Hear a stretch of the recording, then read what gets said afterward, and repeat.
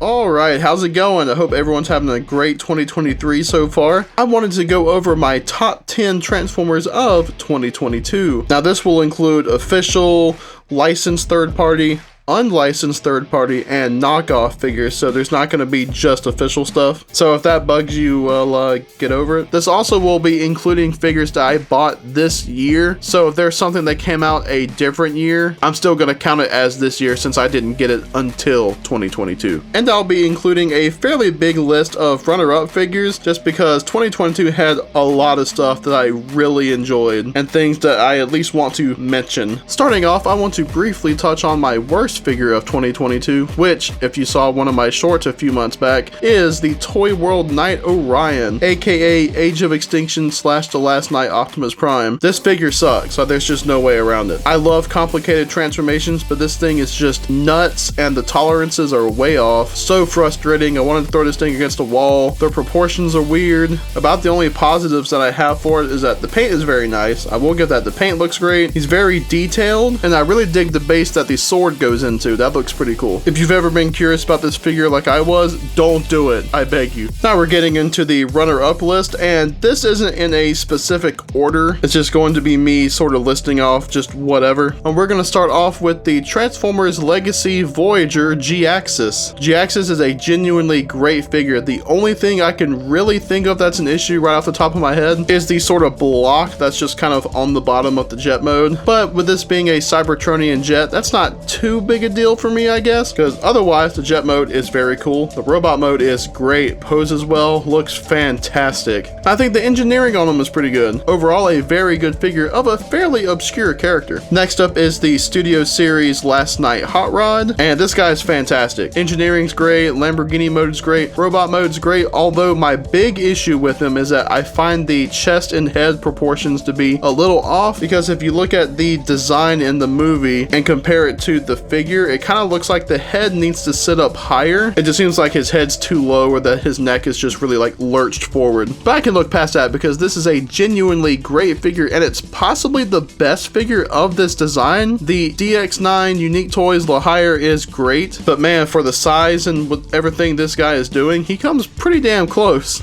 Then there is the 3-0 DLX The Last Knight Bumblebee, and like with most of 3-0 stuff, this guy looks great. Paintwork, impeccable. Details, fantastic. The articulation may be a tad limited in spots, but great. I could sing the praises of 3-0 all day, so I'll kind of just leave it there. He's great. Then here's one that I'm sure people will be quite surprised isn't in my top 10. The Magnificent Mecha MM01 Optimus Prime from the Bumblebee movie. This guy is pretty much a transformable version of the 3-0 DLX figure, and he looks good. He does unfortunately have some articulation limitations, especially I feel with the elbow, but otherwise the robot mode's great, pretty damn spot on. There's not too much I can complain about. The engineering, while pretty complex, I don't find too hard, especially once you get the hang of it. And the truck mode looks good. One of my only issues is the red used. It just seems a little off to me, and in the truck mode looks borderline toyetic, I guess. And yeah, it's a toy, but I don't know, just something about it seems a little off despite being accurate. Like, I can't quite put my finger on it. I don't know. But this is easily the best figure of this design that transforms. Go for this guy if you can. Next up is the X-Transbots Commander Stack. If you want an Ultra Magnus for your Masterpiece collection, especially for a more cartoon accurate look, this is easily the way to go. He looks great. The transformation is very complex, but I don't find it frustrating. I feel like this is the sort of complex that I like, where it does have a lot going on, but it's not really frustrating. The truck mode is spot on. It looks great, and I really don't have any complaints about the robot mode. Maybe there are some joints that could be a bit tighter, but otherwise he looks fantastic, poses great, the accessories are neat. Overall, a great figure. Then there's the Fans Toys Chomp, a Masterpiece scaled version of Skull Cruncher from G1, and this guy's cool. He's got a decently complex transformation, but nothing super hard. The robot mode is almost flawless. I mean, it looks great. Not much in the way of kibble except for, I guess, the alligator head, but even then that's accurate. And the alligator mode looks great. This guy was a surprise, especially since this one was kind of an impulse buy for me. The only other figure figure from Legacy on here is the Legacy Voyager Armada Starscream. I think this is a fantastic update of this character design. It's not as accurate to Armada as it could be, since it doesn't have the minicon ports or a minicon. The wing doesn't fold out to make the sword, but I don't really consider that a loss because that's a very cool idea, but let's be real, the execution doesn't look too great. But I feel the robot mode, aside from some of those things and of course some paint being missing, is pretty damn spot on. Poses great, looks great.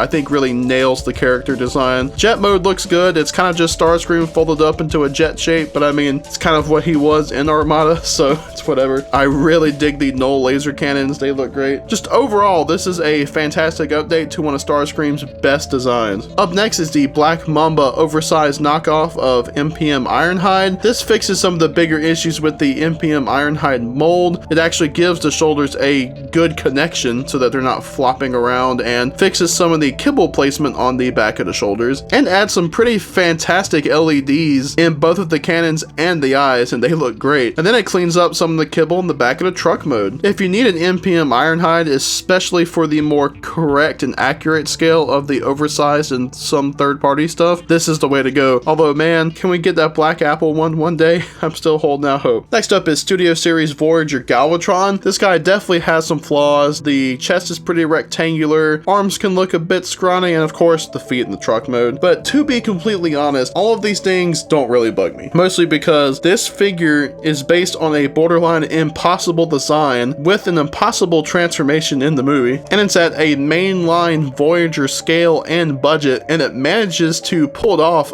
very well in my opinion. Especially with how detailed it is, it poses well. It's a decently complex transformation for what it is. Like, the head sculpt is great. Sure, it definitely has its issues, but I feel like for what it is able to accomplish, I can easily overlook that stuff. Then there's the BS03 oversized Challenger knockoff. Challenger was already a fantastic figure, but I feel like this improved upon it. Just with the fact that it added more sculpted detail, it's better painted, has a lot more accessories. You know, I do think this is, at the moment, the best transforming version of the Knight Prime design from Age of Extinction and The Last Knight. Then kind of going along with that one is the FL01 Fury Leader, which is an oversized knockoff of the Unique Toys Nero. And this guy kind of did the same thing, but less successfully, oversizing the Unique Toys figure and adding more details. The only thing is, I feel like this one has a bit more of that upscaled look, especially in areas like the face. Some of the details aren't as crisp, and it just kind of has that look in spots of a smaller toy that was blown up in size. But still, I think this might be the best transforming figure of the Age of Extinction Galvatron design. Unique Toys Nero is still great, but this one does just enough in the robot mode with the details, especially around the chest, and changing some shapes on the feet to really just add to it a lot more. And last on this runners up list, finally, is the Premium Finish Studio Series 2007 Megatron. Out of all of the Studio Series Megatron figures that needed a premium finish paint job, it probably wasn't this guy, but man, seeing this in person, it looks fantastic. All the different colors and just the weathering and just little subtle things here and there. Like, it really kind of shows just how sort of monochromatic the regular release was, I guess. I'm not really sure how to describe it. It still looks great, but this one just improves upon it, and I cannot wait to get the DNA Designs chest upgrade. Overall, a great release. Alright, now we're getting into the top 10. Now obviously we'll start with number 10 and work our way up. At number 10, we have the Mastermind Creations R42 DZEF,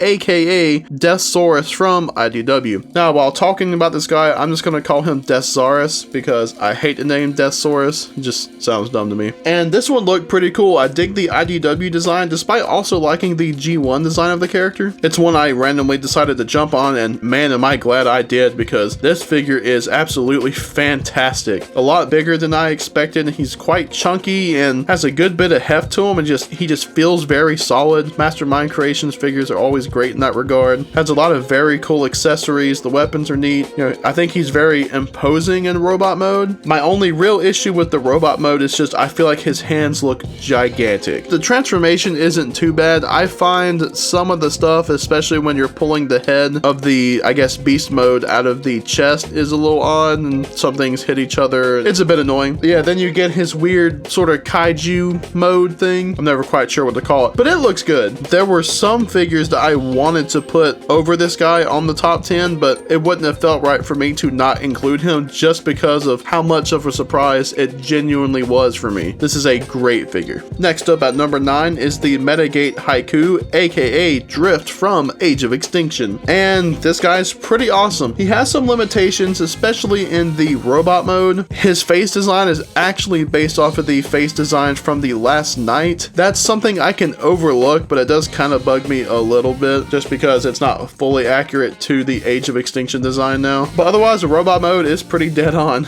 It's weird because he does have a lot of articulation, but I feel like it is a bit limited in spots, especially in the head and the legs, just with the design of the guy pretty much, and how they're able to incorporate all of the engineering. And he kind of has a wide leg stance, but he looks great in just about any pose you put him in, pretty much kibble free. They did an incredible job with this guy on the same level of Unique Toys Nero and Challenger, and of course they're knockoffs, just because the Age of Extinction designs are pretty infamous for not really being able to translate the toys super well, except for super complicated stuff like this. The Bugatti mode's pretty good. I don't really have any complaints about it. It's solid. Nothing really looks off to me. I like the colors. Then there's the helicopter mode. A lot of people love to hate on it. I really don't think it's bad. If there's one mode that I'm glad was sort of sacrificed, because there's almost always one that's sacrificed in a triple changer, I'm glad it's this one. I mean, for everything this figure does, for the helicopter mode to look iffy, I'll take it. Not to mention, I feel like it at least gets the shape of it right. I really don't find it to be bad. So yes, definitely get this guy. It'll be cool if they do a Last Night version. Moving on up to number 8, there's the 3-0 Revenge of the Fallen DLX Optimus Prime. Now this one's a bit iffy to me because, as always, it has all the positives of 3-0. You know, details, fantastic. Incredible paint work. Great articulation. You do have to kind of mess with this one a little bit just by the nature of the design, but he's very opposable. The biggest issue with this one though is that it's not as accurate as other releases, because I'm pretty sure they kind of had to make some sacrifices for the combined mode. The head on this guy really isn't as good as it could be. These sort of ab pieces from the truck are a bit too long and the feet too big. Plus you got some places in general that seem a lot thicker than they probably should be compared to the CGI design, but that might just come down to this thing actually has to work as a physical model instead of just, you know, in a computer. Again though, he's pretty good. It is one that I do plan to get upgrades for though, so I know it might seem a little weird to be on the top 10 and at number 8, but I still like this guy a lot. He just definitely has flaws. Above him at number 7 is the Fans Hobby Armada Megatron.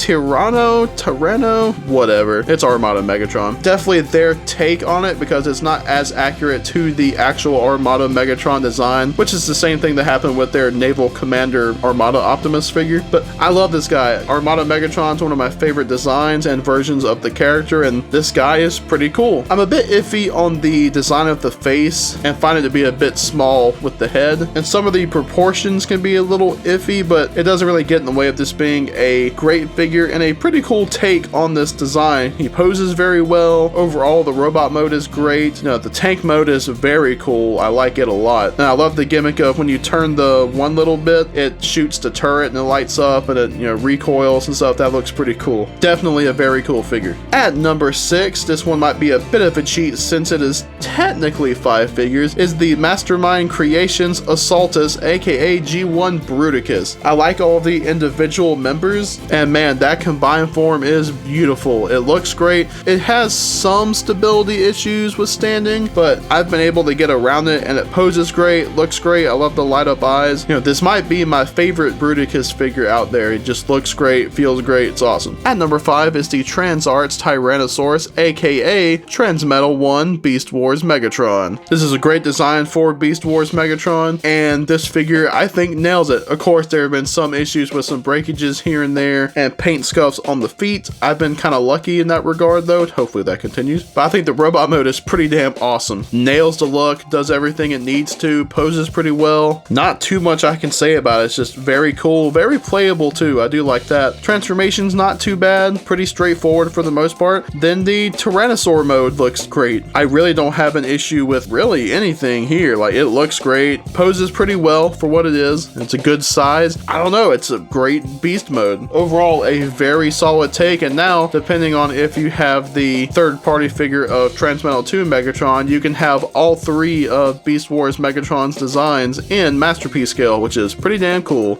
Now, this top before, man, I feel like some of these could switch around. So I mean, on any given day, maybe these would kind of move around a little bit. But at number 4 is the Robot Paradise, aka Fans Toys Acoustic Wave, aka G1 Soundwave. This for me is a borderline perfect figure. It's the perfect masterpiece scale G1 Soundwave, especially if you're going for the cartoon look. MP13, great, still awesome, but just this guy is incredible. He looks great, poses very well. There's not too much he can't do. Like, has a nice heft to him, feels good. Then the cassette player mode is awesome. The paint works good on him. Like, there's just really not anything bad for me to say about him. And to be completely honest, the only reason he's not higher is just because of my preference for certain aesthetics and stuff like that in Transformers. At number 3, above him, is the MPM 13 Masterpiece Movie Blackout. Check out my full-length review of this guy if you haven't. I had a ton of fun making that video. And you know, I think this is a nearly perfect Blackout. You know, the robot mode's great, has great proportions, pretty spot on to the CGI for the most part. Of course, you got some issues with some people, like the legs being skinny, specifically the feet, and I don't have too much to complain about. You know, he poses pretty well. Great accessories. I dig the blast effects. The fact that the helicopter form, which is also great, so freaking good. It has the entire underbelly covered up, and that really doesn't even add too much of a backpack to the guy. Very cool stuff. He's easily the best MPM up to this point, and he's been one of my most played with figures. And now this top 2 was very hard for me to figure out, and I'm still kind of debating it even looking at it now. But I'm gonna kind of go with my gut here. And at number 2, oh man, yeah, number 2 is the Unique Toys Desperado, aka Dark of the Moon Megatron. I like the Dark of the Moon Megatron design a lot, not as much as a lot of people. I do prefer some of the other designs from Megatron in the movies over him, and I don't really feel like it's ever had a genuinely great toy, you know? But man, this figure, great. The paint job is awesome. A lot has been said about the green, even though technically the truck was green in the movie. Maybe not quite this green, but it's honestly not as green in person as a lot of the pictures have made it out. But the paint works great. It's easily one of the best that Unique Toys has done. Along with the details, they've really come a long way from that Peru kill. Transformation has some iffy parts, especially when you're bringing together the back end of the truck, but it's not too hard. And then the truck mode looks great. Now, of course, another thing, a lot has been said about the fuel tank. I don't really mind it just because of everything this figure's doing. It doesn't look the best, but I really don't think it looks bad, especially if you cover it up with the tarp, which is technically what you're supposed to do. Some articulation issues and paint scratching aside, I think this is a borderline perfect figure. But now at number 1, and even if this wasn't number 1, this is going to be number 2, it's the Studio Series Leader Class, The Fallen. I have been waiting for a new figure of The Fallen for a long time. You know, the original Voyager was fine. The Hunt for the Decepticons Voyager was better, you know, especially since it had the give me your face gimmick and whatnot. And if you gave it a custom, more accurate paint job like I did, you know, it really adds to that figure. But you know, still could have been better. Tell you, this guy though, it's great. It is so accurate to the movie. It really nails the proportions. The fact that it actually did the weird like torso connecting pieces. It has the give me your face gimmick, but it looks even better. The details are incredible. And it's just, again, it's so accurate to the movie design. I absolutely love the Fallen's design in the movie. It's my favorite design for the character, despite him having some other pretty cool ones like the Dreamwave design. It's also one of my favorite designs to come out of the live action movies. I don't know what it is, he just looks super freaking cool to me. And please, can we get a 3-0 DLX figure of this design? That'd be great. But of course, I gotta mention, there isn't too much of a transformation, and the alt mode is a bit lacking. I don't mind it for Cybertronian mode, plus it's referencing the original Voyager's Cybertronian mode. I don't hold that against it just because the Fallen never actually transformed in the movie, and the robot mode is pretty damn spot on. The only things that I feel like this figure could really use is better paint and articulated fingers, or at least be able to close the hand, just because kind of like Studio Series Jetfire, looks a bit weird holding something with the fingers spread out. But yeah, it's just because of how long I've waited for this figure, especially because, you know, we're 4 going on 5 years into the Studio Series line, and we just now get to the main villain of the second movie, literally the title character. And I'm a bit biased because, again, I like the Fallen a lot despite how disappointing he could be in the film, and I love that design, and just how well they nailed it is just awesome to me. I think it's the best mainline figure of 2022 over anything else from Studio Series and anything from Legacy, and that's not really too hard because I do feel like Legacies kind of suck for the most part, if you want me to be completely honest. So yes, that has been my worst figure of 2022, a whole bunch of runners up, and my my top 10. But tell me, what are your top 10 figures of the year? Do we share any picks? What's a figure that you didn't like? Let me know down in the comments. Happy 2023 everyone, and hopefully we'll have as many good figures this year as we did last year, if not even more. If you stuck around until the end, why don't you let me know by typing "The Fallen Shall Rise Again" in the comments. And of course, leave this video a like and maybe